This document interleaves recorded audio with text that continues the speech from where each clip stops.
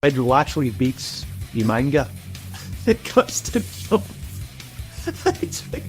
He's celebrating in a way that no human is ever celebrating. He's like going, yeah, it's like his fists go beyond his shoulder. Like, you hear about this? He does that again. Yeah. Yes.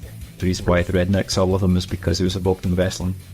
That's my theory. It's mad that the president of America let Paul Canberra to the wrestling. Basically, they presented him within the storyline context as being the good guy of the storyline. Yeah. So that did implant the idea that Donald Trump equals good guy. So the wrestler is to play. Yeah, the wrestler. Honestly, it's too bad it couldn't be something like NASCAR or something like that, or if you're in the NASCAR Hall of Fame, no one give a shit. But I'm going to go fast and I'm going to turn left. Okay, we are rolling now.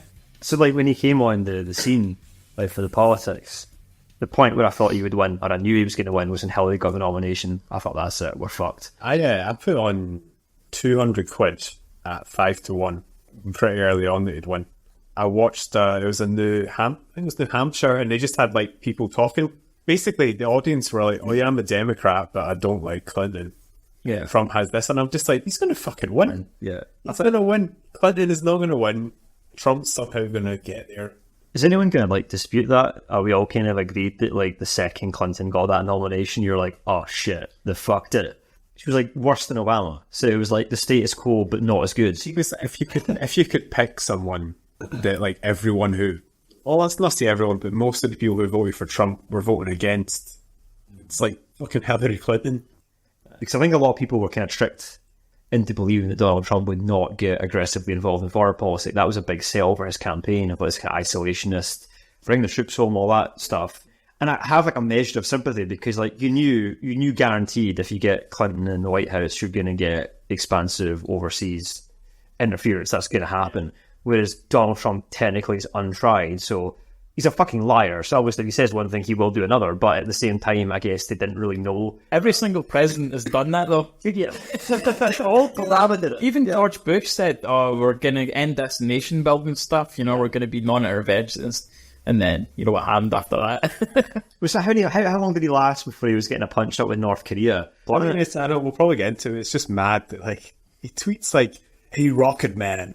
Yeah, see when you see and you read something like that, you're like, oh, this is the world now. It's just kicking the hornet's nest every single tweet. I mean, I'm not trying to defend them, but I know. But it was I think I was listening to another podcast where someone made the point that actually if loads of US presidents were mad, but it's just that there was no Twitter. If George W. Bush had access to a Twitter account during the whole Iraq invasion, he'd be like, hey Saddam, gonna fuck you up. Hey mustache bro, I'm gonna finish what my daddy started. He's an old guy, but he's on the internet, he's on the social media. He's a modern man. Lyndon B. Johnson would have been fucking nuts on Twitter. All the calls, I guess, from the Oval Office are recorded for posterity. And he's calling his tailor, or he's the son of his tailor, and he's talking about these slacks that he's had made. And they're the best slacks in America. But it's like riding a wire fence, he says, and they cut into his balls. And he goes into graphic detail about his cock and his balls and his arsehole and about how these slacks are nearly perfect and they have to go away and give him an extra inch of room. Every leader in history has been mad, probably as mad, just as racist to an extent. You could argue that Obama had access to Twitter and wasn't doing what he's doing. But then I would say Obama was just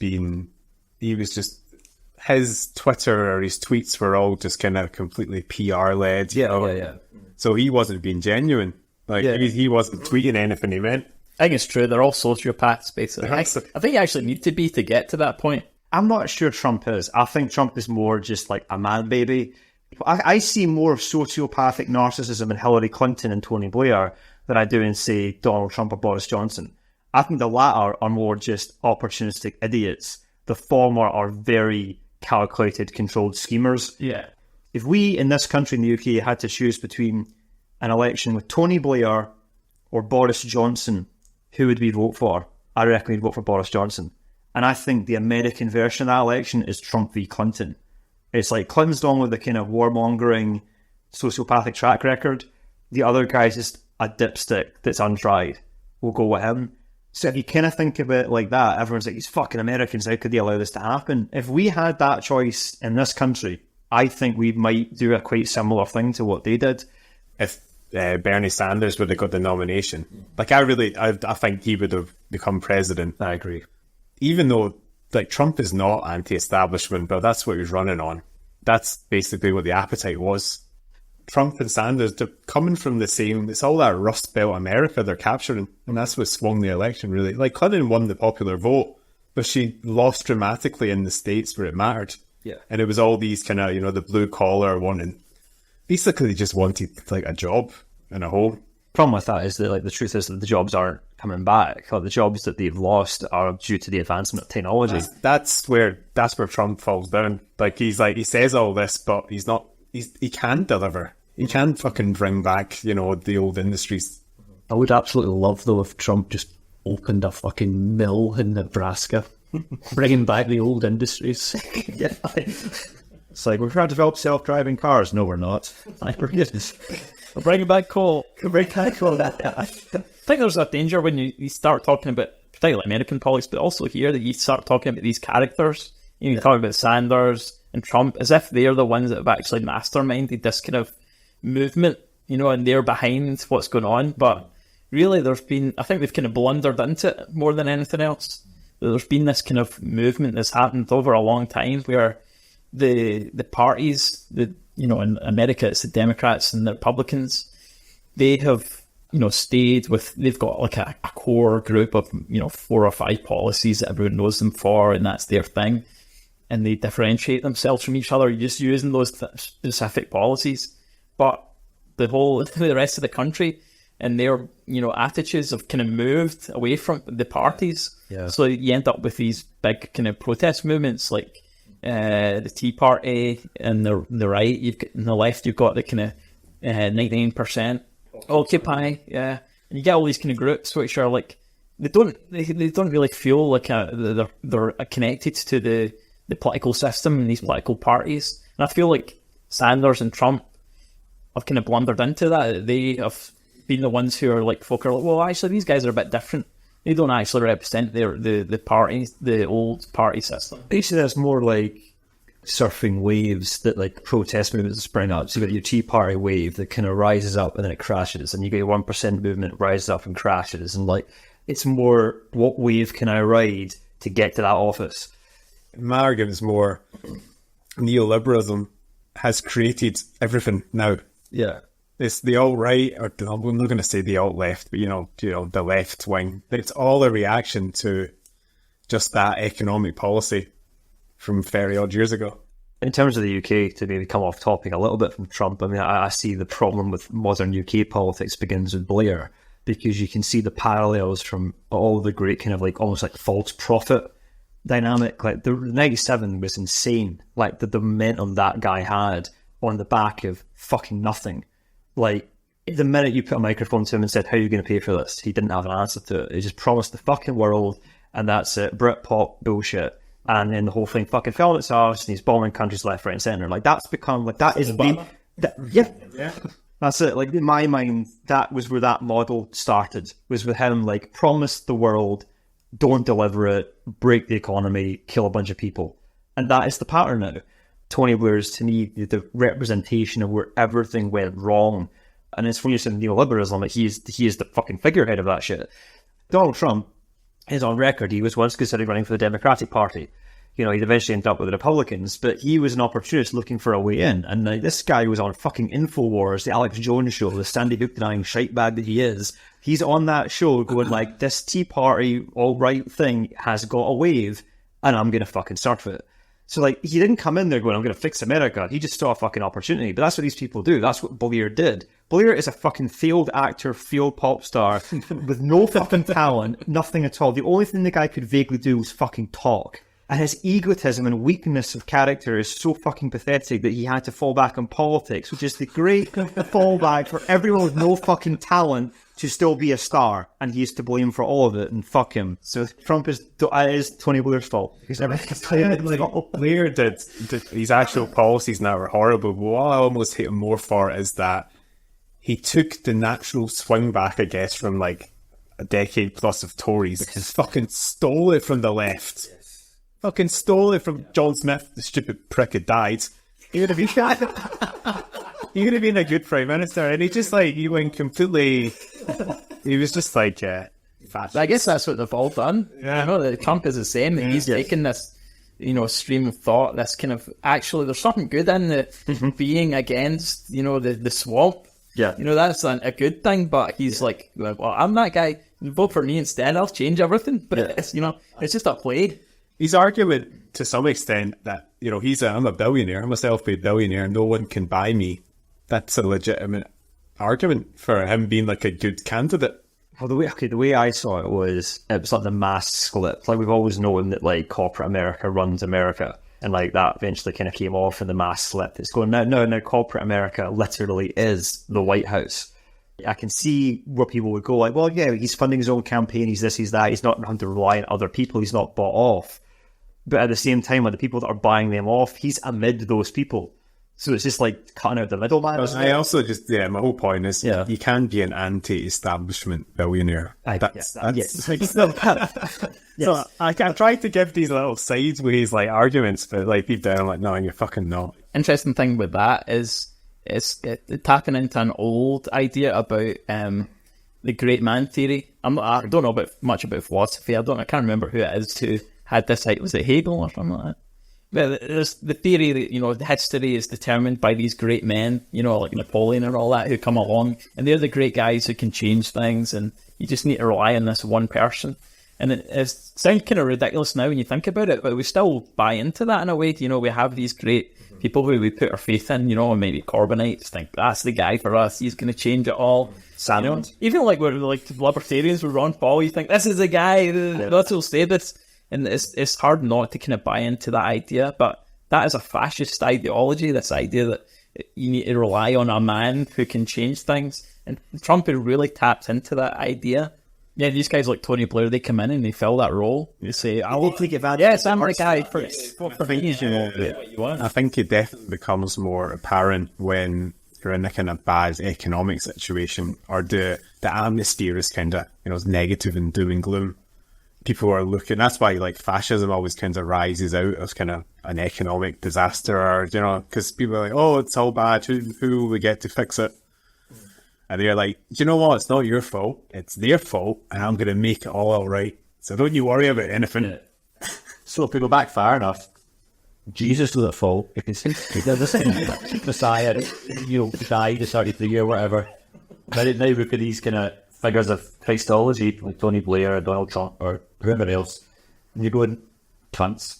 The thing is, you say this, but like, there's actually a really dark element of truth in that, and also like the Donald Trump thing. The connection with that is that Donald Trump absolutely taps into this weird American problem with Christianity, because Christianity, like, is, I guess, supposed to be about charity, giving away, living minimalistically, being this. So I'm not like to kind of defend Christianity. Like, there's some good values amid that. Also, there's some less good values in it, but America has this problem where, like, it also really loves consumerism, fucking raging hard on for capitalism, and the 80s were like all that, and Donald Trump is like a real byproduct of the 1980s consumer culture. So, like, this was around the same thing where the evangelical Christians were starting in the States to really hammer home this idea that if you, believe in God and Jesus and you pray, you'll be rewarded with wealth and success. I need 20 quid and $20 to my right. So you get this kind of cross message where, like, the Americans really want to have their cake and eat it when it comes to Jesus and all this shit, because they want to have like the alleged moral code, but they also want to have all the good shit and all the wealth and all the money. And that's what Donald Trump is. He's basically this guy that is allegedly, supposedly a Christian, that is saying, like, yeah, I believe in God, God's telling me to do this, I'm really into all that stuff, but he's also, like, kind of hoarding all this wealth and money for himself. And that's, like, a major problem with, like, so religion definitely is a factor. I mean, there were people in the Bible Belt that really believed this guy was, like, some kind of fucking Jesus-esque savior type character. That did actually fucking happen. Yeah, the kind of national religion in America is kind of the religion of the state. It's a kind of a Christo nationalism, where they pray to the flag. The kids in the morning when they go to school are told, you need to pledge allegiance to the flag. And they kind of are basically praying to their idol of the nation state. Trump is at the top of that. The Pledge of Allegiance is completely insane. No one ever talks about it. It's insane. They are like a fascist country in their own little way. Conversely, that is exactly the thing that they distrust about North Korea. That's exactly. The worship of the all-powerful leader. I don't think they even appreciate how weird it looks to people from outside. I don't know if you guys have been to like America and like been to a baseball game or something like that. And they'll stand up, take their hats off and put their hand over their heart. Nothing around like, what is going on? What the fuck have I walked in? I just walked into Nuremberg and but they accept that as being their normality. It's not weird to them at all. That's just how things are, but they just don't appreciate the kind of the extreme kind of nationalism that is inherent in that. That NFL shit, what the fuck was that about? Jesus. And it's a fairly recent thing that they've introduced where all the players have to go out and they need to stand for the anthem. This hasn't been going on forever. This is new. And this is part of like since 9/11, the kind of the extreme nationalism that's been going on. Yeah. You have to pray to the state. You have to have this enormous flag the size of the entire stadium, where everyone watches, and then planes fly over and with red, white, and blue smoke coming out of them. So it was a kind of a thing where the guy was like, "Well, I'm not gonna go in with this. I'm gonna do some kind of a protest." Yeah, the guys in the Olympics who put their hands up, so it's a small protest. Hardly not really a big deal. They're so weird. Like that's your man exercising his freedom, which they fucking go on about all the time. But like the moment you do it, I remember I had to work with an American guy, and I think he was at a baseball game, and it was just the invasion of Iraq, and he said the announcer was like, "And please all stand up and support our brave boys in Afghanistan and Iraq." And my mate sat down. And he said, this 7-foot guy leaned over and said, "If you don't stand the fuck up, I'm going to break both your arms and shove them up your ass." And he's like, my mate's just like, there you go, that's America. Like, you can't make one little decision at a public event or someone's going to attack you. I would call it right-wing collectivism or right-wing nationalism. It's a weird kind of a, marriage of two different schools of thought. Is the worst marriage, the worst things that you could possibly put together. Yeah. And it's everything that I'm against.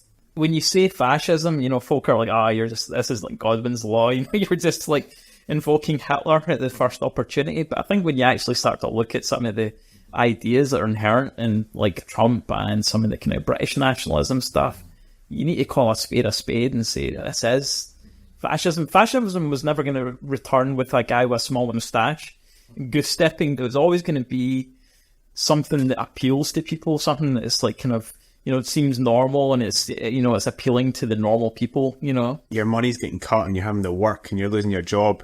These people start to blame their neighbours and they blame the Mexicans and they blame everyone that's not them. Yeah. And they're looking for someone who's got an easy fix and an easy answer. It's the world we're living in and the internet and the constant bombardment. We're all on smartphones. To me, that is all somehow factored into Brexit and Trump. Even though this is why it's confusing, because the core demographic is these kind of older people. But it all seems to be in this one rounded kind of block. I think the biggest mistake we ever made was buying our parents iPads for Christmas. Because we were on that generation where we grew up and we understood 90% of the internet was bullshit.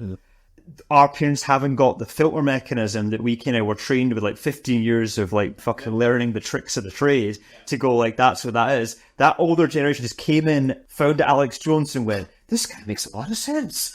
And the older people, they see anything that has a kind of news.